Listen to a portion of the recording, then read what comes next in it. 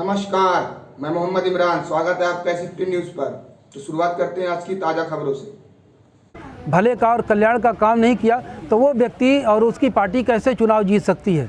इसलिए उनके अपराधों की, उनके पाप की सज़ा मुसलमान भी भुगते, हिंदू भी भुगते। अब ऐसा नहीं हो सकता है। तो चुनाव आयोग को इस पर जांच करनी चाहिए कि जहां भी समाजवादी पार्टी के लोग चुनाव जीते हैं वो कैसे चुनाव जीत गए। अगर इन्होंने हैक किया है तभी तो डिप्टी CM केशव मौर्य चुनाव हार गए। और जो ये आरोप लगाते हैं, जब ये हारते हैं तो रोना रोते हैं, ये जब जीत जाते हैं कहीं से तो वहाँ पर EVM सही हो जाता है, जब कहीं से हार जाते हैं तो EVM में गड़बड़ी हो जाती है। अगर EVM में गड़बड़ी होगी तो सब जगह होगी कि एक जगह होगी। और इनको लगता है कि बस यही जो कह रहे हैं वही सही है।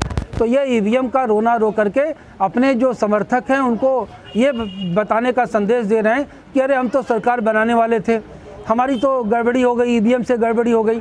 तो जो व्यक्ति कभी किसी के दुख दर्द में शामिल नहीं हुआ हो, जो किसी के तकलीफ़ में शामिल नहीं हुआ हो, कोरोना का 2-2 साल तक संकट चलता रहा, ये व्यक्ति कभी दिखाई नहीं दिया, तो चुनाव कैसे जीत रहा है? इसका मतलब कि EVM हैक कर चुका है, वह गड़बड़ी कर चुका है। तो ये उनका आरोप निराधार है, हमारा आरोप सत्य है। हमारे आरोप पर चुनाव आयोग को समाजवादी पार्टी के जीते हुए प्रत्याशियों की जांच करनी चाहिए।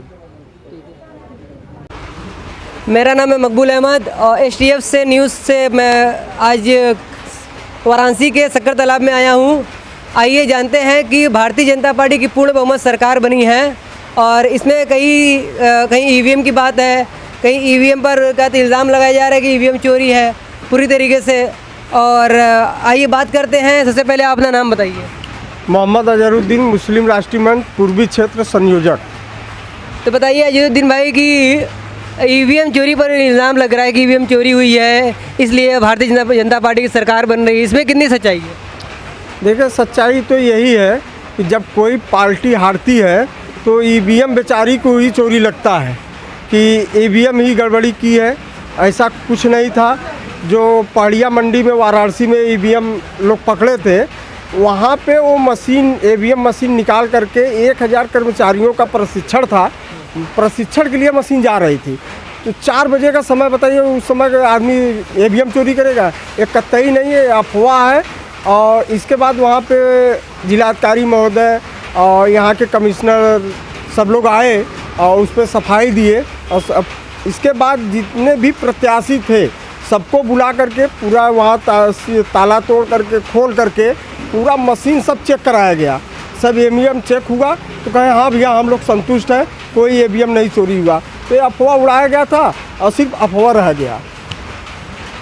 तो सबसे पहले आप बताइए कि आज यहाँ पे क्या प्रोग्राम हुआ? अभी कौन कौन महान शख्सियत जो मुस्लिम राष्ट्रीय मंच की आई थी, क्या कौन कौन? हम लोग के बीच में विशाल भारत संस्थान के राष्ट्रीय अध्यक्ष डॉक्टर राजीव श्री गुरु जी आए हुए थे और इंडियन बैंक के चेयरमैन ज्ञान प्रकाश जी आए हुए थे और विशाल भारत संस्थान के डिस्ट्रिक्ट चेयरमैन, वाराणसी के डिस्ट्रिक्ट चेयरमैन सूरज चौधरी आए हुए थे और हमारे मोहल्ले के मानिंद लोग इकट्ठा हुए थे जो कि भारतीय जनता पार्टी के पक्ष में वोट करने के लिए काम कर रहे थे। उसके लिए सब लोग इकट्ठा हुए, आज जश्न मनाए, आपस में मिठाई उठाई बांट करके सबका मुँह मीठा किया गया। और हम लोग बहुत खुशी जाहिर कर रहे हैं कि भारतीय जनता पार्टी की सरकार बन गई उत्तर प्रदेश में, जिसके लिए आज हम लोग करीब 1 साल से कड़ी मेहनत कर रहे थे। माननीय इंद्रेश जी जो मुस्लिम राष्ट्रीय मंच के राष्ट्रीय संरक्षक हैं, 4 फरवरी को हमारे आवास पर भी आए थे, लोगों के साथ बैठक किए, मीटिंग किए। इसके बाद जो भाई साहब का संदेश था उसको लोग माने और जा कर के एकदम आँख बंद करके कमल का फूल वाला बटन दबाए और यहाँ से उत्तरी से दक्षिणी से हमारे वाराणसी जिले के 8 विधानसभा में भारतीय जनता पार्टी अच्छे बहुमत से जीती है और उत्तर प्रदेश में आज भारतीय जनता। तो ये थी आज की खास खबर। हमारे चैनल SFT न्यूज़ से जुड़े रहने के लिए चैनल को लाइक करें, शेयर करें, सब्सक्राइब करें। तो फिर होगी मुलाकात अगली खबरों पर।